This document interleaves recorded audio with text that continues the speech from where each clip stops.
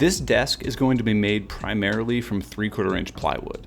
Now, this is some fancy Baltic birch stuff, but the stuff you find at the home centers would work really well too. I started off by breaking down the full-size sheet of plywood into more manageable pieces with my track saw, but a circular saw would be a great option too. Or heck, just put on a nice smile and ask the folks at the lumber yard to break it down for you. Let me back up a second though. About a month ago, we built a desk for my girlfriend Miranda, and while we got really good feedback on the overall design, the common complaint was that the tool set we used was a little out of reach for some people. We wanted the design to be very strong, accessible, and a familiar construction style to anyone in the DIY sphere. To accomplish those goals, we partnered up with Masca, the sponsor of today's video, to build this desk almost entirely with their new aluminum M1 pocket hole jig. This jig is likely new for most people watching, so let me speed through how it works really quick. You'll first adjust the height to the thickness of stock that you're building with, insert the depth turret into the base, tighten down the stop collar, attach the dust collection hose, securely hold down the piece, then you're ready to start drilling pocket holes. Pocket holes are an incredibly easy way to fasten cabinet parts together, and what you're seeing me start building here are the cabinets that will go on each side of the desk. But let's actually pause for a quick second and jump into SketchUp to show you how this desk is going to come together. So here's a rendering of the finished desk. It's going to be modular so that you can easily transport it by detaching these pieces. That breaks the build down into a few parts: the top, the center stretcher thing, and then the side cabinets. These side cabinets will have 3 drawers that offers tons of storage, and if we flip around to the back, you'll see that it also has trays to hold power cords and cool stuff like that. You'll also notice a little cutout on the back, and that's to allow you to easily pass charging cords through to the drawers themselves. Enough Disney Channel though, let's get back to building. I cut down some more pieces to continue building out the cabinet, and then moved to building the back segments for the cable management.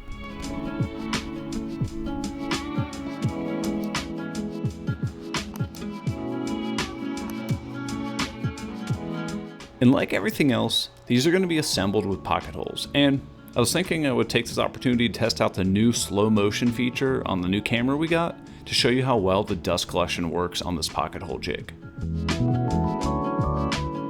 While I drill the rest of the pocket holes, I want to let you know that we have full step-by-step plans, as well as the SketchUp file that you saw earlier, available on our website, which is linked down in the description below.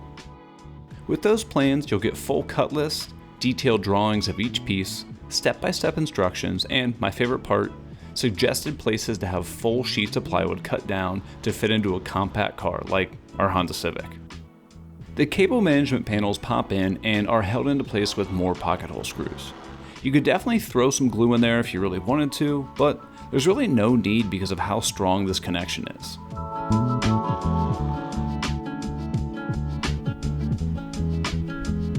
With the case construction finished, I moved on to building the drawer boxes. And for the drawer boxes, I'm using 1/2 inch Baltic birch plywood. So I broke down all the pieces according to that cut list I was telling you about, and set my blade height to about 1/4 inch to make it dado to hold the bottom panel.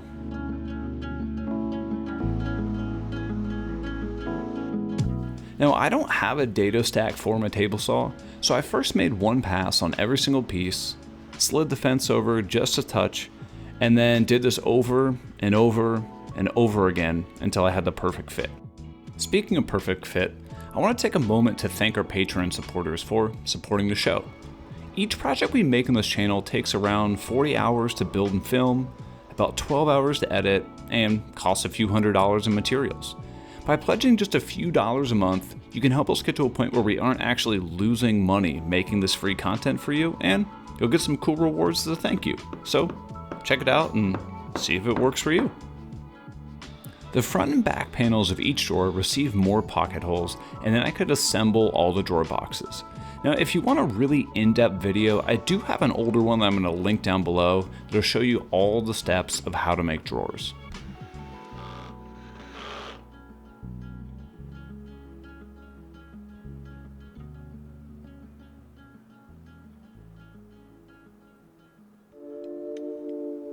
Since I don't want this desk to look like it's actually made of plywood, I attached some of this iron-on edge banding with an old iron I picked up from Goodwill and then trimmed it flush with a razor blade. To attach the drawer slides, I clamped down a spacer block to make sure that they're recessed deep enough into the cabinet, and then I set the drawer box on some scrap pieces to lift it up. Then, just slowly pulled each drawer out, screwed in the hardware, and they were all set. Before I show you the next step, let's hop back into SketchUp to view some options to build the base. If you wanted to stick with just plywood for the build, you could easily do a simple cabinet base. Want to take it up another level? Bring out the jigsaw and cut some curves. Really, the base is the perfect place where you can get creative and make whatever you want. With that said, here's where I take a slight turn away from the beginner DIY sphere. I'm actually going to make a template out of MDF to route out this real modern shape.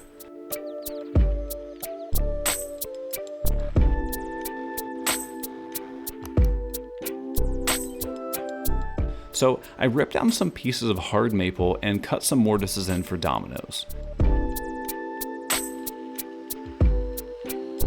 You likely could use pocket holes here, but it'd make me really nervous to get a router bit so close to a screw.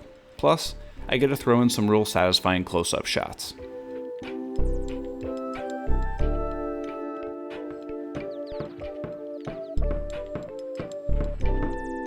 Now, if you're unfamiliar, the way that template routing works is you start off by building an oversized shape. You then transfer the outline of the shape onto your workpiece, trim the excess with a jigsaw or bandsaw, then attach it with some double-sided tape.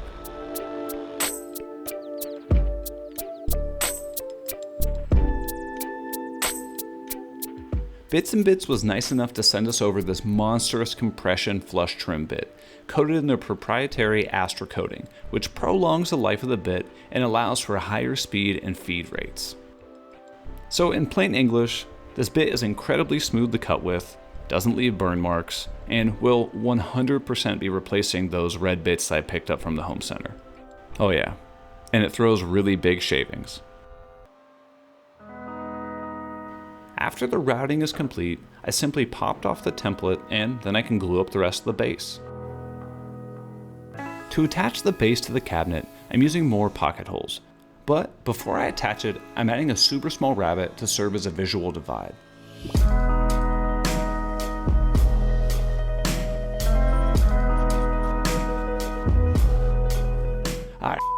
I forgot to put on the drawer fronts and the drawer pulls.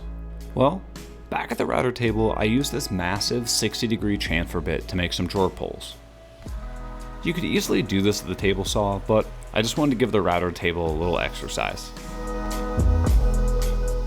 I want the drawer fronts to have a continuous grain, so I took an oversized sheet to the front of the cabinet and marked out where I needed to cut each drawer front.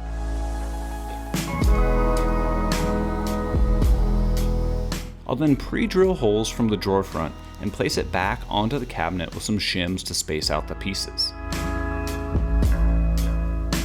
I'll then drive screws into the holes that I just made to temporarily hold the drawer front on before attaching it permanently with some screws from the back. I can then remove the screws from the front and reinsert them from the back side until the tip is just poking out. Then I can just simply attach the drawer pull.